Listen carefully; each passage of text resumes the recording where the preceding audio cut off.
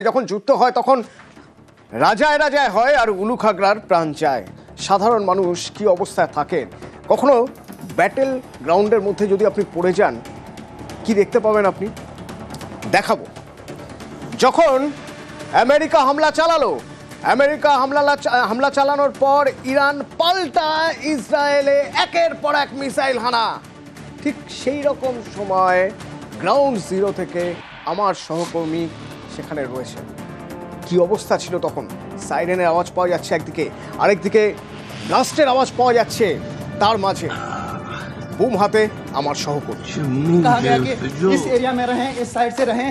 और यहाँ पे आप देख सकते हैं बहुत बहुत जोरदार धमाके हो रहे हैं। ऐसा लगता है कि इंटरसेप्ट हो रहे हैं मिसाइल या कहीं पे गिर गए हैं। और ऐसा अभी जिस तरीके से जिस स्पॉट पे मैं हूँ, हमें यहाँ कहा गया है कि यहाँ ही इसी एरिया में रहना है। और मैं इसी एरिया में big explosions. Yes. Big explosions. Big. It's a big Yes. problem, but we are a fighter. We are strong. Israel is strong, number one. But huge explosions we heard. Okay, we are. Sirens were just now sounding, and it was It's okay. बहुत terrifying moments होती हैं। हालांकि हमको कहा गया कि इसी area में रहें। और यहाँ पे चूंकि जिस हम हाईवे पे क्रॉस कर रहे थे, एकदम से हूटर बजा, एकदम से जो है आवाज़ आने लगी। और पहले मोबाइल फ़ोन पे आ गया, वाइब्रेट कर रहे थे मोबाइल फ़ोन। और उसके फ़ौरन बाद जो है यहाँ पे मैं इस एरिया में हूँ, मुझे कहा गया कि इसी एरिया में खाली रहें। मैं आपको दिखाऊंगा, ऊपर जो है बिल्कुल एक मोटी स्लैब है, लेकिन धमाके ज़बरदस्त। और यहाँ पे कुछ ही लोग इर्द गिर्द हैं, सड़कों पे कोई नहीं चल रहा इस वक्त। ये आप देख सकते हैं इजरायली हेलीकॉप्टर फ़ौरन मूव कर गए।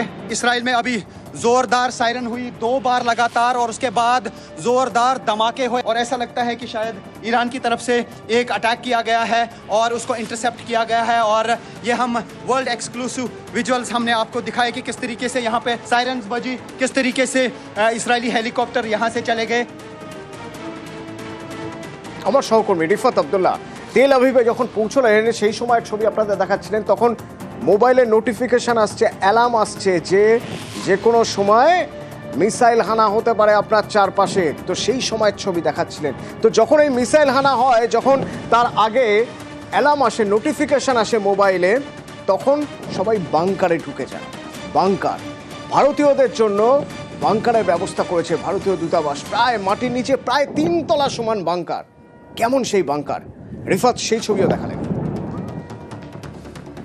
मैं इस वक्त हूँ इसराइल के टेल अवीव में, और यहाँ पर इसराइल से अब भारत के नागरिकों को इंडियन एम्बेसी की तरफ से इवैक्यूएट किया जा रहा है। कल 162 लोगों को जॉर्डन से इवैक्यूएट किया गया, और आज जॉर्डन से 182 लोगों को इवैक्यूएट किया जा रहा है। और इजिप्ट से तकरीबन 90 लोगों को इवैक्यूएट किया जा रहा है। और आप देख सकते हैं यहाँ पे ये सारे इंडियन नेशनल्स हैं। ये बंकर है, शेल्टर है यहाँ पे, और इनको यहाँ पे रखा गया है। ये देखिए किस तरीके का शेल्टर यहाँ पे रहता है। ये इंडियन एम्बेसी की तरफ से अरेंजमेंट्स किए गए हैं। और यहाँ बहुत नीचे जाके आप देख सकते हैं कि किस तरीके से इनकी सेफ्टी और सिक्योरिटी को इंश्योर किया जाता है। और ये अंडरग्राउंड बंकर्स हैं जहाँ पे इनको तब तक रखा जाता है जब तक गाड़ियों में बिठा के इनको इवैक्यूएट ना किया जाए। स्थिति तो यहाँ पे थी, वो बिगड़ते जा रहा था। और भारत सरकार ने जल्दी सबको इवैक्यूएट करने का डिसीजन लिया था, और वो बहुत अच्छा हुआ क्योंकि हम सभी अभी घर जा पा रहे हैं। और आप देख सकते हैं जहाँ पर हम हैं ये तकरीबन अंडरग्राउंड माइनस लेवल 3 और 4 है, और ये पूरा बंकर है, यानी सेफ शेल्टर है यहाँ पे। कितने खुश हैं आपके इंडियन एम्बेसी आगे आ गई और आपके लिए इंतजाम कर रहे हैं? Yeah, I'm very happy. I'm very grateful to them. देखिए ये जो आप देख रहे हैं, दिस इज ऑलमोस्ट लेवल 3 है ये। और यहाँ से बाहर हम जाएंगे, इनके डॉक्यूमेंट्स वगैरह जो है वो चेक किए जाते हैं। और अगर अभी भी सायरन बजती है तो सबको फ़ौरन अंडरग्राउंड बंकर में लिया जाएगा। ये आप देख सकते हैं ये इंडियन एम्बेसी के ऑफिशियल्स हैं। ये इनकी सारी फॉर्मेलिटीज़ यहाँ पे कंप्लीट करके आगे की तरफ बंकर में भेजते हैं। बहुत बहुत धन्यवाद एम्बेसी का, इंडियन गवर्नमेंट का, कि ऐसे टाइम पे आगे बढ़ के साथ देती है अपने नेशनल का और अपने लोगों का। काफ़ी तादाद है इंडियन नेशनल्स की यहाँ पे। अब न सिर्फ जॉर्डन बल्कि इजिप्ट के रास्ते से भी निकाला जा रहा है। অপেক্ষা করতে হবে, সময় নির্দিষ্ট হবে, সেই সময় তাদের ইভাকুয়েট করানো হবে। সেখান থেকে জর্ডান দিয়ে বা কোনোভাবে তাদেরকে সরিয়ে আনা হবে ব্যাটেল ফিল্ড থেকে।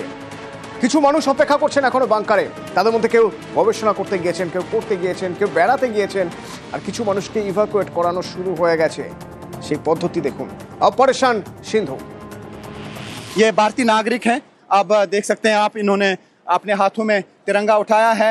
आप बताइए कि आपको यहाँ से इवैक्यूएट किया जा रहा है, क्या फीलिंग है, क्या कहना चाहेंगे? I'm very grateful, though everything was good here, but still as per the Indian initiative, I'm very grateful to the Indian Embassy and Indian government. तो ये मैं इस वक्त टेल अवीव में हूँ, इंडियन एम्बेसी यहाँ पर है और यहाँ से ही इनको अब इवैक्यूएट किया जा रहा है।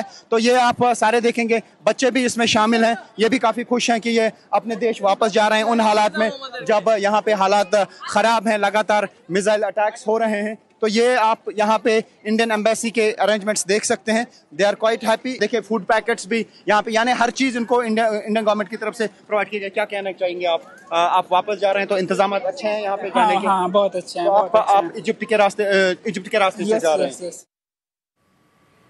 ইসরায়েল ওদের দেশ নয়, ওরা ভারতীয়, ওরা ফিরে আসবেন সেফলি, সুরক্ষিতভাবে যাতে ফিরে আসতে পারেন তার জন্য ভারত সরকার ব্যবস্থা করছে। কিন্তু যাদের বসতবাটি তেল আভিভে, যাদের জীবিকা রোজগারের সব ব্যবস্থা সেখানে, দোকান বাজার, তারা কি অবস্থায় আছেন?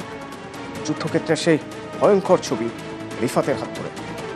ईरान के पलटवार से इसराइल में कई जगहों पे तबाही हुई है। ईरान की तरफ से करीब 40 मिसाइल्स लॉन्च किए गए। ये वो दुकानें हैं जहां पर शीशे चकनाचूर हुए हैं, सब कुछ इर्द गिर्द तबाह हुआ है। कई बिल्डिंग्स को यहां पे नुकसान पहुंचा है। ये आइनस्टाइन स्ट्रीट है, टेल अवीव के साथ में ही ये पड़ता है, चूँकि टेल अवीव और हाइफा पिछले कई दिनों से दहल रहा है ईरान के मिसाइल अटैक से। लेकिन US ने जब ईरान पे हमला किया, उसके जवाब में ईरान ने ज़ोरदार हमला आज किया, करीब 40 मिसाइल्स दागे। उसमें से बताया जा रहा है कि 7 जो है इसराइल में अलग अलग जगहों पे गिरे। तो ये है इसराइल की आइनस्टाइन स्ट्रीट, और आइनस्टाइन स्ट्रीट पे जो मिसाइल गिरा ईरान का, उसकी वजह से यहाँ हर तरफ से तबाही हुई है। 300 मीटर तक इस मिसाइल अटैक का इम्पैक्ट दिख रहा है, दूर दूर तक आप देख सकते हैं। ये वो स्ट्रीट है जहाँ पे भारी तबाही हुई है। ये जो शोरूम्स हैं इनको नुकसान हुआ है, यहाँ पे अटैक हुआ है, इन बिल्डिंग्स में काफ़ी नुकसान हुआ। ये देख सकते हैं आप कितना नुकसान हुआ है।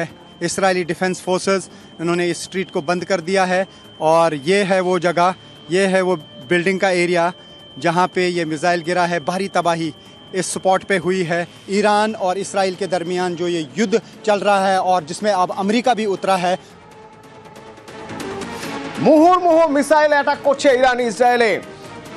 গাড়িতে করে হাইওয়েতে যাচ্ছেন, ড্যাশবোর্ডে ক্যামেরা রয়েছে, ড্যাশ ক্যাম, সেই ক্যামেরায় ধরা পড়লো ভয়ঙ্কর ছবি। হাইওয়ের একটা পাশ পুরো ধসেই গেল। দেখুন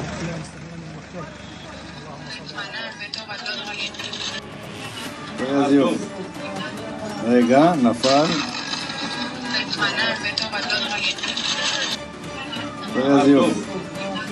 רגע, נפל. আরো কিছু ছবি দেখাবো আপনাদের। মিসাইল লঞ্চের কিছু ছবি। ইসরায়েলের উপর ইরানের হামলা, রাত ভোর দূর থেকে দেখলে মনে হবে যেন আতশবাজি রোশনাই। আসলে ঠিক এইভাবেই একের পর এক মিসাইল তেল আভিভ তার আশপাশের এলাকা জুড়ে টার্গেট করা হয়েছে।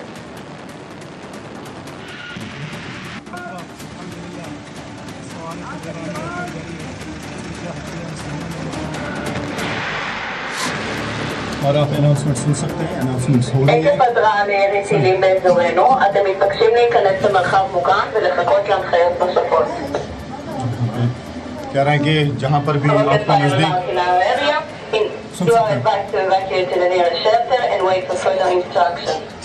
आगे की इंस्ट्रक्शंस के लिए वेट कीजिए। जो भी नजदीकी शेल्टर है, बंकर्स हैं, उनमें जाइए।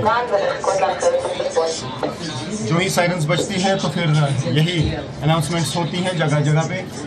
तो और मोबाइल फ़ोन पे भी अलर्ट आते हैं, यहाँ पे फ्लैश हो जाता है।